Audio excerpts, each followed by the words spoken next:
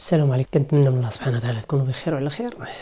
كنتمنى من الله سبحانه وتعالى الا كان كيعجبكم المحتوى ديال قدمار فما فيها باس تابوناو معنا في لاشين في الفيسبوك القديم والجديد، في الانستغرام وفي التيك توك. مرحبا بكم ان شاء الله. اليوم عندنا واحد القصه اللي واقعيه بين اشخاص تجمعهم علاقه ديال عائله وعلاقه ديال دم، وقعوا لهم مشاكل واضطرينا اننا نحكيوها باش تكون يعني عبره للجميع وباش الناس الاخرى تستافد ان شاء الله. هاد السيد هذا اتصل بينا بالخاص وروا لنا القصه ديالو، قال لك ما كاينش مشكل اللي حكيتيها عادي، غير بدل الاسامي وداك الشيء. المهم هو الاسم ديالو حنا عارفينه، الله يسهل عليه، الله ييسر ليه والله يهدي الجميع. حنا سميناه في هذه الحلقه هذه غنسميوه حمد مسكين اللي جا من المغرب حتى هو حارق، تكرفص في بزاف ديال الدول باش وصل لبلجيكا وصيب الورقات ديالو في بلجيكا. حمد خدام بلجيكا في بزاف ديال الخدامي بحكم انه ما عندوش صنعه، كيخدم الليل والنهار، شتاء وصيف. حمد مسكين سفره بزاف باش قاد وراقي، هذه الاولى. ثانيا كيخدم وتيدي ميردي باش يجمع شويه ديال الفلوس، لان حنا كلنا الاجانب هنا في هذه البلاد ولا في اوروبا ديما كنجيو بفكره ديال نجمعوا شي شويه الفلوس، نديروا راس مال، نديروا خدمه، نديروا مشروع، نيغوسيو في بلادنا ونرجعوا، ولا على الاقل الانسان يدير شي سكن مريح ويدير واحد شويه ديال راس مال في جيبو ويرجع. هذه هي الفكره اللي كنجيو بها كاملين، ولكن اللي كتشدوا الغربه وتيبقى. حمد على نفس الطريقه مسكين تيفكر. خوتو باه في المغرب، هو مسكين هنا كيخدم، والحلم ديالو عرفتوا شنو هو يدير فيلا على شكل فيرما صغيره مصغره، والارض وداير بها الحيط، يكون فيها البير، يكون فيها الدار على الشكل ديال الذوق ديالو هو، ويبنيها ويستراح فيها ويرجع في حالته للمغرب ويدير حاجه ويريح مع والديه ومع خوته ومع العائله ديالو. فاحمد مسكين جاب هنا بزاف ديال الوقت وهو مسكين خدام وتيجمع. طلب من باه باش يلبي ليه هذه الرغبه هذه. قال لي الوالد انا ما مساليش وخدام حتى غتوقف لي على هذا الشغل، بدي اتحقق لي هذا الحلم ديالي. فمشات الامور هكا، وخوتو عارفينه وشايفين النقاش اللي ضاربينه مع الوالد عنده. شراو الارض، قلبوا على الارض شراوها، كان الوالد دائما هو اللي مكلف، وحمد خدام في بلجيكا مسكين الله يسهل عليه. خداو الارض، دوروا بها السور، داروا فيها البير، داروا فيها كل لوازم ديال الحياه، انسان يعيش بعيد من الضجيج ديال المدينه وكذا. دوروا بها السور، جابوا التخطيط ديال الفيلا كيفاش خاصها تكون، قادوا داك الشيء. الخدامه كاينين، البنايه كاينين، والامور غاده، الاشغال غاده على ما يرام، بحكم ان باه كل الثقه تامه. حتى شي واحد في والدينا ما يبغي لولادو شي حاجه خايبه، مكلف ليه مسكين بكل شيء، واقف ليه على كل كبيره وصغيره، مع المعلميه، مع اي واحد حتى يلبي ليه الطلب ديالو.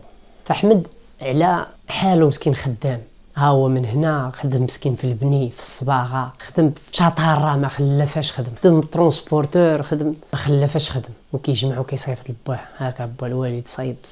دازت المده، جاه تليفون من المغرب، الو الوالد توفى، قدر الله ما شاء فعل، كلنا غنموتوا، الله يرحم جميعنا، الله يرحم ضعفنا، ونطلبوا الله سبحانه وتعالى ما يقبض ارواحنا حتى يكون راضي علينا سبحانه وتعالى. كلنا غادي نمشيو لذاك اليوم وكلنا غادي نرجعوا، ما غتبقى لا اوروبا لا حتى شي حاجه. لهذا انا كنذكر الناس الاغلبيه اللي هنا ولا اللي في اي بلاد اخرى، ديما الانسان تكون تصرفاته يشوف فيها الله سبحانه وتعالى، ويشوف فيها ان العوده ديالو وشيكه في اي لحظه. الله سبحانه وتعالى كيقول ونحن اقرب اليه من حبل الوريد. اي لحظه الانسان يموت، انسان قال لك لا صباح ما يتمناش انه، ما يظنش انه غادي يروح في الليل، ولا روح في الليل ما يظنش انه غادي يصبح. هكا التفكير ديالك خاصك دائما تكون على استعداد باش تنتقل للدار الاخره. الله يرحمه ويوسع. حمد جاه الخبر بحال الصدمه، ما صدقش الوالد ديالو بخير وعلى خير، وكيفاش وقع وكيفاش وشنو وقع. خلى كل شيء وقال لهم تسناو وانا جاي. خد الطياره وركب، صباح تمايا حضر في الدفن ديال الوالد ديالو الله يرحمه. حضروا في العزاء، جمعوا الناس، دوزوا داك الشيء اللي قسم الله يرحم الميت، الله يرحم من مات. فرقوا الناس، تفرقت العائله. قال الخوت ديالو انا غادي نمشي ندور جيت دار المحافظه باش نشوف الوريقات ديال هذيك ديال الفيلا اللي كيبني لي الوالد. قالوا لي شنو؟ قال لهم غادي نمشي لدار المحافظه كما تسمعوا كما قلت لكم باش نشوف الوريقات الوالد كيفاش، واش سجلها ما سجلهاش كيفاش. قالوا ليه الوالد كاتب البقعه ولا هاد الارض اللي شرا ولا هاد الفيلا اللي شرا كاتبها في اسمه هو، حاطه في المحافظه في اسمه هو، وهذاك حق ديال الوالد ديالنا وغنقسموه مجموعين. ممكنش. كيفاش نتوما عارفين باني انا اللي كنصيفط الفلوس والوالد هو اللي واقف على هذا الشغل وكذا، وانتم عارفين كل شيء. حضرتوا معايا ملي هضرت مع الوالد وكتحضروا الفلوس اللي كنصيفط للوالد دائما، قالوا لي احنا صباعنا. احمد مسكين تصدم صدمه ديال العمر. علاش؟ لانه ما كانش ضامن في خوتو ولاد مو وباه اللي خارجين من كرش وحده وراضعين حليب واحد وقع عليهم بحال هكا. عيات الام ما تقول يعني لا حشومه وكذا وكذا، ولكن لا حتى واحد ما سمع منها، بحكم ان هادشي ديال الورد فيه مشاكل كثيره كثيره كثيره، خصوصا عندنا في عالمنا الاسلامي. خصنا حنا نكونوا قدوه لهاد الناس هادو اللي كيحترموا القانون وتيفرقوا داكشي طبقا للقانون، واخا ماشي عادل كيف ما تفريق الارث عندنا في الدين الاسلامي، فهو عادل وعادل جدا، وكيخصنا نكونوا حنا قدوه لهم باش داكشي نفرقوه وبكل هدوء وبكل روح رياضيه ونبقاو خوت ونبقاو خاوه. فهاد الشيء ديال الورد كيقسم عوائل، وعوائل كبيره كتقسم في البلدان الاسلاميه، ما نقولش غير المغرب، في البلدان الاسلاميه جراء الشيطان والحرام لعنه الله دخل بيناتهم وتفرق ما بين الاخوه، فيهم من تقاتلوا مع بعضهم على قبل الورد، على قبل دنيا فانيه. احمد مسكين ما تفرطتش ليه، ما عجبوش الحال. قالوا لي صافي المحافظه دار المحافظه جبت دوك الوريقات وحنا غنقسموا كاملين داكشي بالعدل. اللي شافوهم قالوا لي بحكا، قال لهم شوف خليت لكم كلشي، سمحت في كلشي، ما بغيت والو، لا دار لا مغرب لا والو.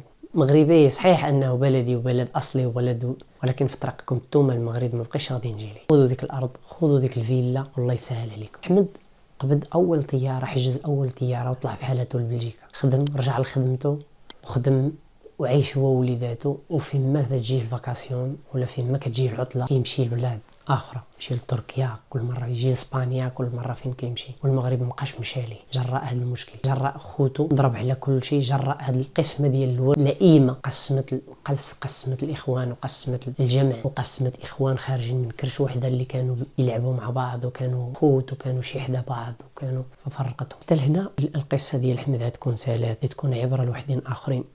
قل الله في بعضياتكم وفرقوا ما قسم عليكم الله سبحانه وتعالى، سواء كثير سواء كبير، سواء كثير سواء قليل، الله يسهل على الجميع. هذه القصه قلتها ماشي نكايه في العائله او كنحرض ناس على العائله، لا، هذه قصه واقعيه تستفد منها انت وانا وواحد اخر وواحد اخر. دنيا فانيه. السلام عليكم.